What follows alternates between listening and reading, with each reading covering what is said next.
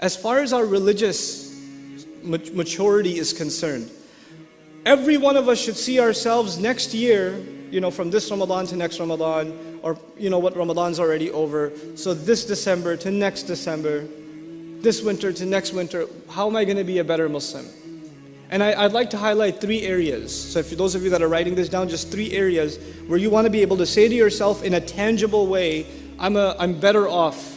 I've made some progress in 3 areas at least. The first of those areas is worship. The first concern is worship. Has my Fajr improved?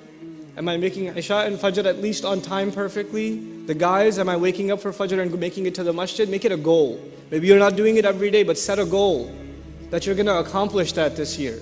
More and more and more, you're going to be able to get it. I'm going to go to sleep earlier. Oh my God, youth, you can't accomplish anything in life if you don't go to sleep early. I'm telling you, those deep conversations you have over hookah at night? Yeah, that's not reviving the ummah. Let me just tell you now. That was deep, bros. Good talk, good talk. Then you wake up at 10 a.m. to pray Fajr. The ummah sure gonna revive through that. There's some deep discussions last night. Go to sleep on time. Wake up early. Get your Fajr right. Get your Quran in the morning. Inna Quran al-Fajri kana mashhudan. Get your Quran in order. We talk about changing the world. We can't even change our day yet. We can't even change our day yet. When you change your day, then you can change your year. That means you can change your life. My mornings have to become more productive in terms of worship. In terms of worship. Part of worship I would include, especially those of you that are people of vision, your vision will come, your inspiration will come with the Quran. And the Quran has to be in your heart. You have to have a project of memorizing as much Quran as you can.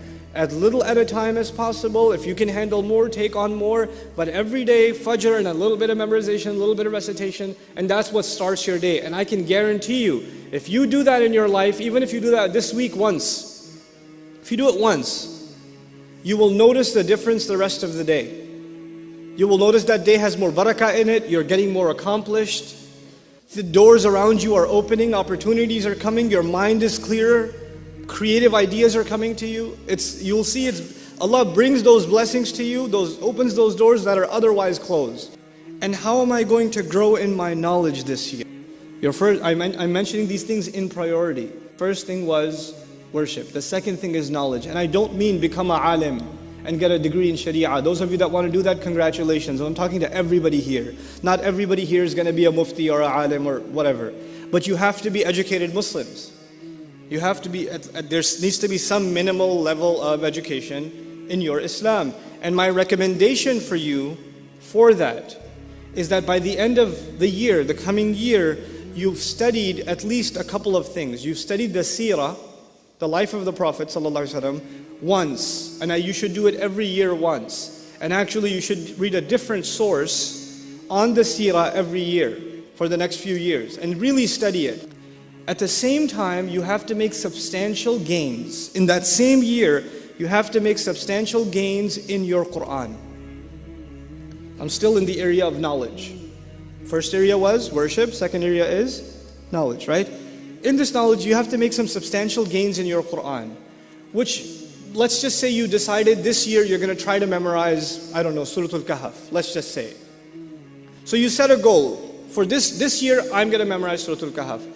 That means I'm going to memorize it, I'm going to study its tafsir, I'm going to read it in translation, I'm going to try to understand every word in its vocabulary. If there's a lecture series on Surah Al-Kahf, if there's a tafsir available on Surah Al-Kahf, if there's an article and paper on Surah Al-Kahf, I'm going to take it and I'm going to consume it.